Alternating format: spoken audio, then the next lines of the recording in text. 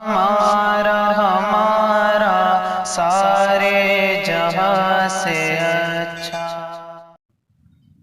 السلام علیکم ورحمۃ اللہ وبرکاتہ۔ آج میں ایک دل دہلانے والا ایک واقعہ آپ کو سنا رہا ہوں، اور یہ واقعہ میں اپنی طرف سے نہیں، کتاب میں جو لکھا ہے میں وہ آپ حضرات کے سامنے وہ سنا رہا ہوں۔ سب سے پہلے تو میں کتاب بتا دیتا ہوں، یہ فضائل صدقات میں سے فضائل حج ہے۔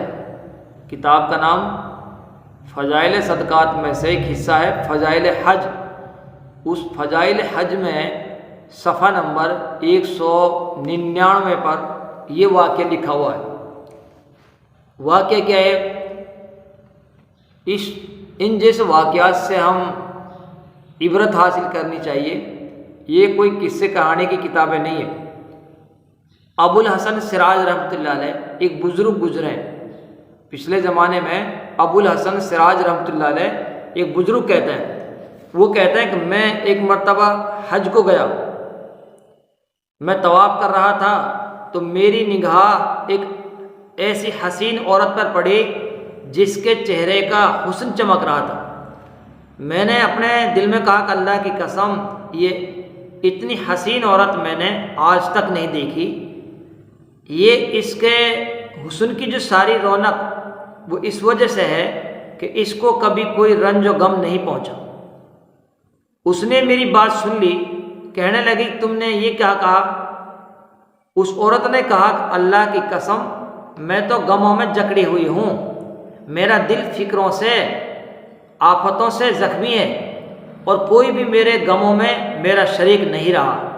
میں نے پوچھا کہ کیا ہوا؟ کہنے لگی کہ میرے خاوند نے قربانی کی ایک بکری ذبح کی، میرے 2 چھوٹے بچے کھیل رہے تھے اور ایک بچہ دودھ پیتا میری گود میں تھا۔ میں گوشت پکانے کے لیے اٹھی تو ان دونوں لڑکوں میں سے ایک نے دوسرے سے کہا، میں تجھے بتاؤں بھائی، ابا نے بکری کس طرح ذبح کی؟ اس نے کہا کہ بتا، تو اس نے چھوٹے بھائی کو لٹا کر بکری کی طرح ذبح کر دیا۔ پھر وہ اس کو ذبح کر کے ڈر کے مارے بھاگ گیا اور پہاڑ پر چڑھ گیا۔ وہاں ایک بھیڑیے نے اس کو کھا لیا۔ باپ اس کی تلاش میں نکلا اور ڈھونڈتے ڈھونڈتے پیاس کی شدت سے اس کا بھی انتقال ہو گیا۔ میں دودھ پیتے بچے کو بٹھا کر دروازے تک گئی کہ شاید خاوند کا کچھ پتہ کہیں سے ملے، تو وہ بچہ گھسٹتا ہوا ہانڈی کے پاس پہنچ گیا جو چولہے پر رکھی ہوئی تھی، جوش سے پک رہی تھی۔ اس کو جو اس نے ہلایا وہ پکتی پکتی دیگ اس پر گر گئی، جس سے اس بچے کا سارا بدن جھلس گیا اور وہ بھی انتقال کر گیا۔ میری ایک بڑی لڑکی تھی جو شادی شدہ تھی، اپنے خاوند کے گھر تھی۔ اس کو جب اس سارے قصے کی خبر پہنچی کہ تیرے 3 بھائی گزر چکے ہیں، تیرا باپ بھی مر چکا ہے، تو وہ خبر سن کر زمین پر گر گئی۔ اسی میں اس کی بھی موت مقدر تھی، وہ بھی مر گئی۔ مقدر نے ان سب کے درمیان سے مجھے اکیلی کو چھوڑ دیا۔ میں نے کہا ان مصیبتوں پر تجھے کس طرح صبر آیا؟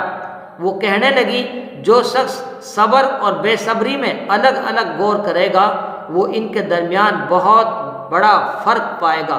صبر کا انجام اچھا ہے، بے صبری پر کوئی اجر نہیں ملتا۔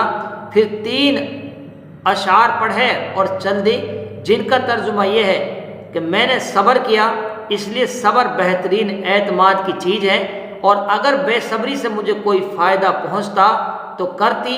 میں نے ایسی مصیبتوں پر صبر کیا کہ اگر وہ مصیبتیں پہاڑوں پر گرتی تو پہاڑ بھی ریزہ ریزہ ہو جاتے۔ میں نے اپنے آنسوؤں پر قدرت پائی، پس ان کو نکلنے سے روک دیا۔ اب وہ آنسو اندر ہی اندر میرے دل پر گر رہے ہیں۔ یہ ہے اس عورت کی خوبصورتی کا راز، جو اتنی خوبصورت، جو اس کے چہرے پر چمک دھمک، کہ اس نے جو صبر کیا تھا اس صبر کا انجام یہ تھا کہ وہ صبر کے قطرے اس کے چہرے پر نور کی طرح سے برس رہے تھے۔ یہ ہے صبر کا انجام۔